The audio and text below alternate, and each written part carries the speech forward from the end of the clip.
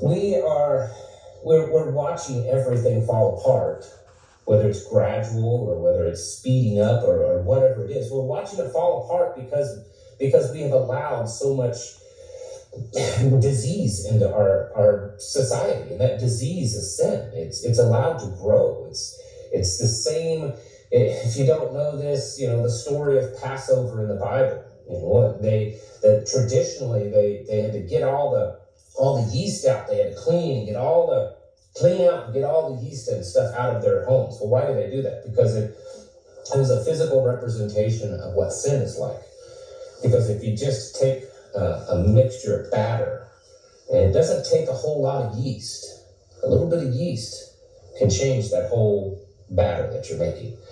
And that's what sin is like. Sin, it corrupts and it grows. It's a disease, and we've allowed it into this country. We've allowed sin, we've allowed weakness, we've allowed corruption, we've allowed it into this country. And now we're seeing the wages for those sins. We've murdered tens of millions of babies. That's right, we have. This nation. Maybe not you, maybe you didn't support it, but this nation has done it. We as Americans have sat back and allowed it. It's true. As much as that you don't want to admit that we all sat back and allowed. We did it. We allowed sin to come into the homes. We allowed all of this disgusting stuff to corrupt our children's minds and our children's schools, even into the churches. That's the reason why this is all happening. In Proverbs 14, it says, righteousness exalts a nation. Yeah, righteousness. Nation that is righteous, a nation that seeks his righteousness will be blessed. And it goes on to say that sin is a reproach or a shame or a disgrace for any people. So any nation that allows sin to come into their borders.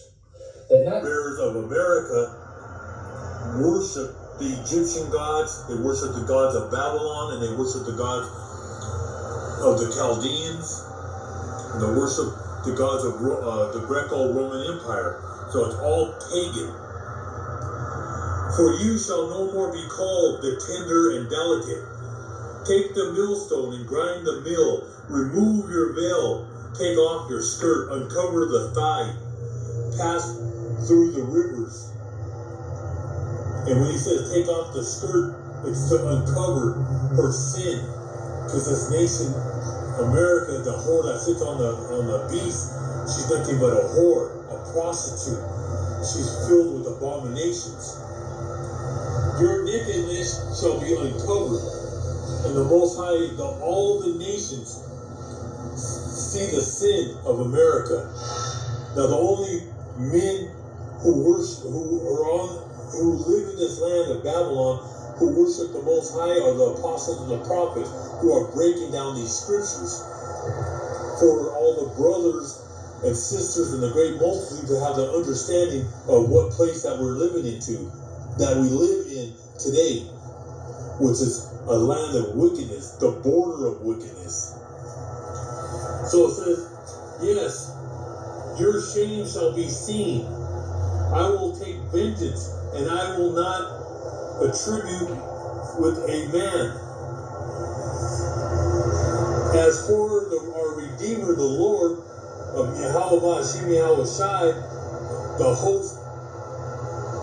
the Lord of hosts is his name, the Holy One of Israel, which is the Most High Yahweh, and his Holy Son, his first begotten Son, is Yahweh Shai. Verse 5, sit in silence and go into darkness. And that's what's about to cover America, darkness. Because the Most High is going to break down this place. He's going to break down the economy, which he's already been doing. He's going to cut off and destroy the Federal Reserve and all your paper money, all your 401 and your 401 and your pensions are all going to disappear like dust. He says, sit in silence and go into darkness, O daughter of the Chaldeans, for you shall no longer be called the Lady of Kingdoms, because she was the greatest evil nation on the face of this earth. Verse 6, I was angry with my people. I have profaned my inheritance. And he was angry. The Most High was angry with who? Jacob. Israel. Yasha'Allah, which means the princes, the judges of Israel. He was angry with us because the majority of our people turned their back against him. So he put a curse on us, and he made Esau and the nations beat us down. So in verse 6 he says, I was angry with my people. I have profaned my inheritance and given them into your hand.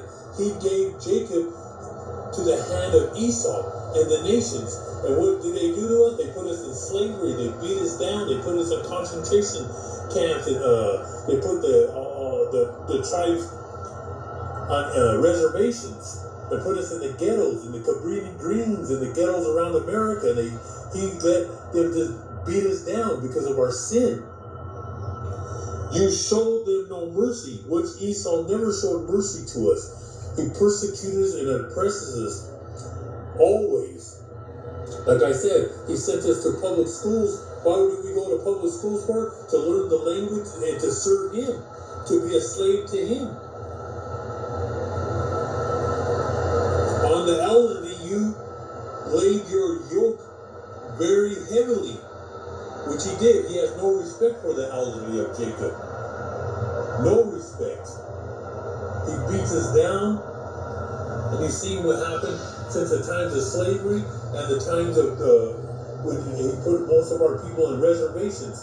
They played games, they did torture, they put them in these camps and these institutions, and they let the native tribes, which are the lost tribes of Israel, they let them destroy each other. They put lack of food, lack of health care, and they destroyed our people. And they did experiments with our people throughout history. Putting poison in the water, poison over our neighborhoods. They've done many evil, wicked things in our neighborhoods, setting up liquor stores everywhere, and by other nations too. It's not owned by our own people, it's owned by other nations.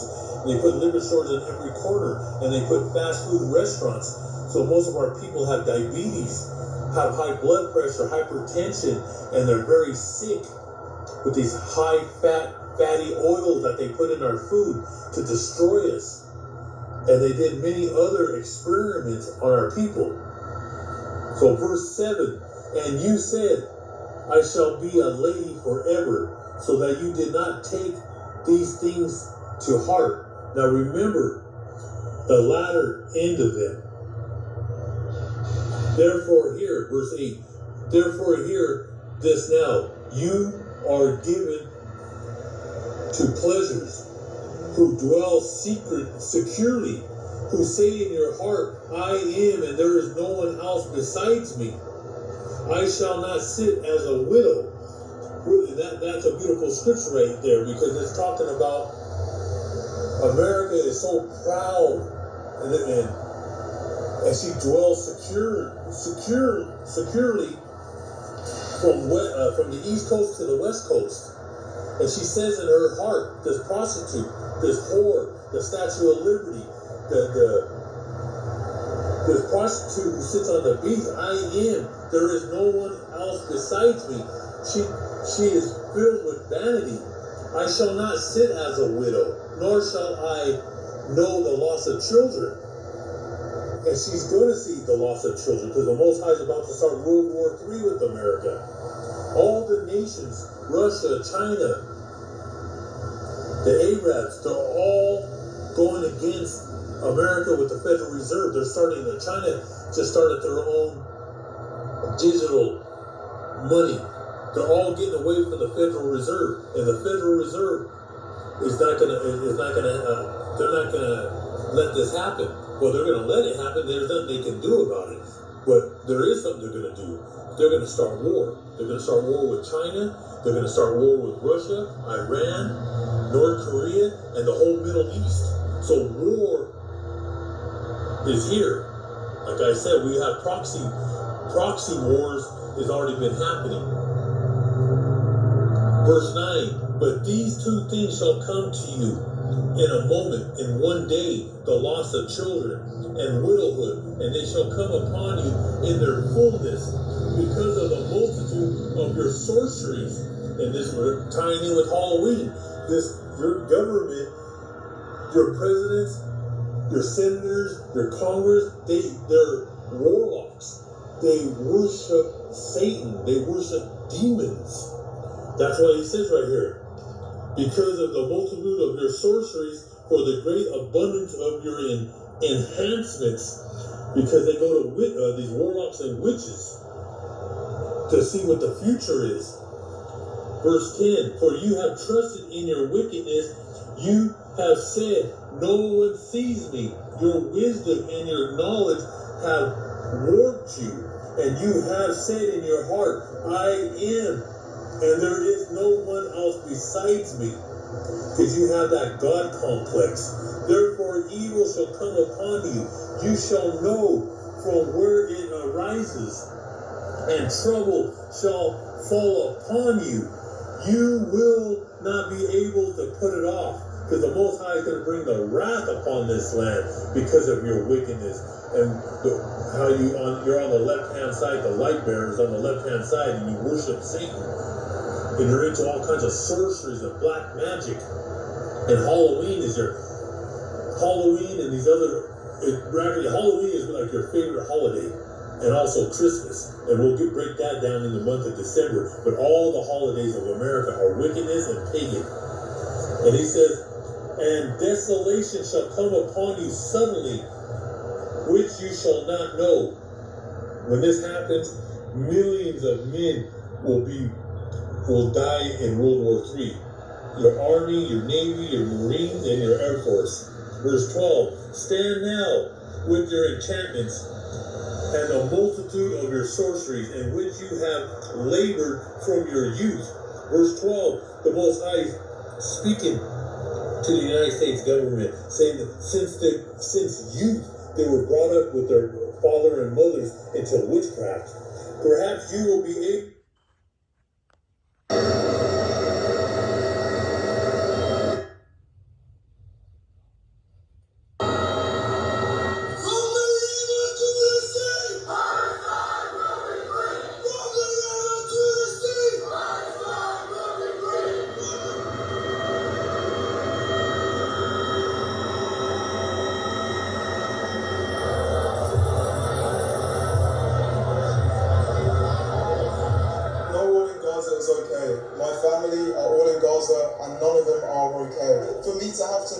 Say to the world that, remember that we are human beings. I think that message, we're at a point in time where I can't believe that we're here. So it's an oppression that's been going on for decades, so that's why people are angry.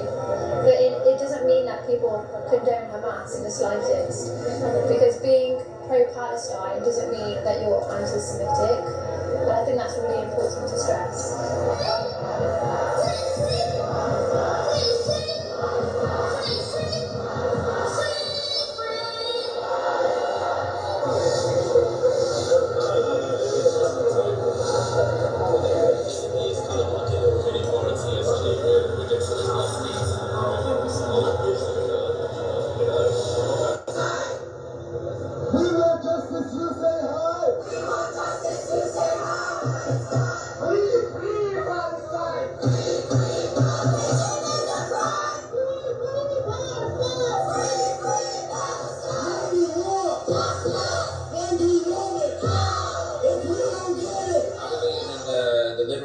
Of oppressed people all across the world. I believe in the freedom of all colonized people. I believe that Palestinians have been subject to 75 years of a brutal open-air prison system of apartheid. And I oppose injustice anywhere, especially as a black man in America. I understand how the black struggle is connected to the freedom of Palestinian people. So I'm all in favor of the liberation of Palestine. Genocide. It's a genocide. They're just blowing up civilians. Well, me as a black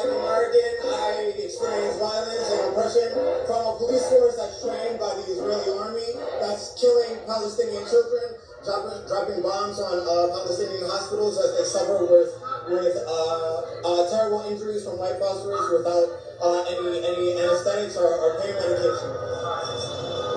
But Israel has to get out of Palestine and they leave the whole land to Palestinian people, not only Gaza, all Palestine. They have to leave Palestine.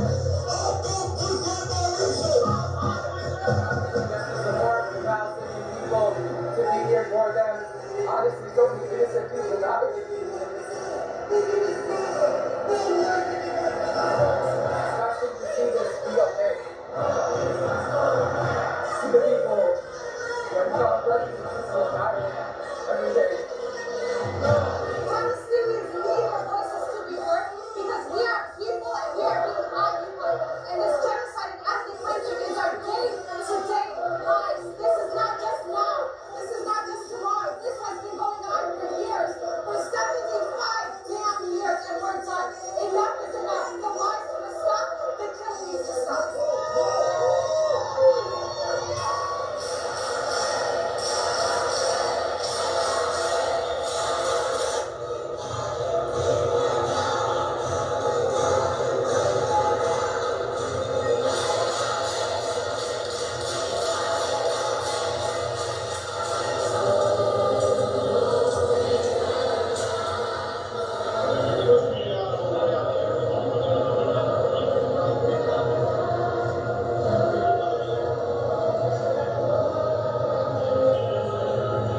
The biggest show of support yet for Palestinians amid seething public anger. Turkey's president put the number of protesters in Istanbul at 1.5 million and offered his strongest rebuke yet of Israel's attacks on Gaza. Israel, you are an occupier. You are an organized gang. Israel is committing war crimes. The main culprit behind the massacre unfolding in Gaza is the West. Powerful words from the leader of a NATO country, but they echo what people here have been saying as more civilians die in Gaza. We are with our Palestinian brothers. We have come here so Palestinians know they are not alone. We are soldiers. As soon as we find the opportunity, we will be on the front lines, not at rallies. That call to action is echoed by some Turkish politicians. One provincial leader told Al Jazeera there needs to be a peacekeeping force from Muslim countries to save lives in Gaza. Another said Israel only understands the language of power, not words and resolutions. And a third criticized Muslim countries for failing to support Palestinians in the same way the US has backed Israel. It wasn't only Turks on the street. Foreigners living in Istanbul also joined the crowd. But just calling for an end to this violence. But we all wonder, how is it going to end? And which is going to be the leader who's actually going to shut an embassy and make a difference? Having these rallies feels great, but it's controlled dissent. Where do we go now? And there isn't a Gazan tonight going yay for flags in Istanbul. From Tehran to Amman, from Muscat to Kabul, public anger against Israel has been rising. More strong words from the Turkish president, but that's unlikely to have an impact on the sentiment in the streets of Turkey and other Muslim-majority countries where people are calling for not just rallies and condemnations, but actual actions that will help stop the violence. Osama bin Javed, Al Jazeera, Istanbul. Make sure to subscribe to our channel to get the latest stage of their ground operation into Gaza. Okay, so a lot of the neighboring Muslim countries were mad about this, so I want to read to you what some of the major players in the region have been saying. So the president of Turkey said that Turkey is ready to declare Israel a war criminal, okay? He said, "We will declare Israel a war criminal. We are already working on this." And at a massive pro-Palestinian rally today in Istanbul, the Turkish president said, "I reiterate that Hamas is not a terrorist organization. Israel was very offended by this. Israel is an occupier. The main culprit behind the massacre unfolding in Gaza is the West." Okay, so that is just absolutely crazy. This is a NATO country. Turkey's a NATO country, and its president is saying that Hamas is not a terrorist organization, that Israel is an occupier, and that the main culprit behind what's going on right now is the West. I mean, it's pretty scary because we have dozens of B-61 gravity nuclear bombs in Turkey, okay? So I think Turkey needs to be expelled from NATO, and I want to read to you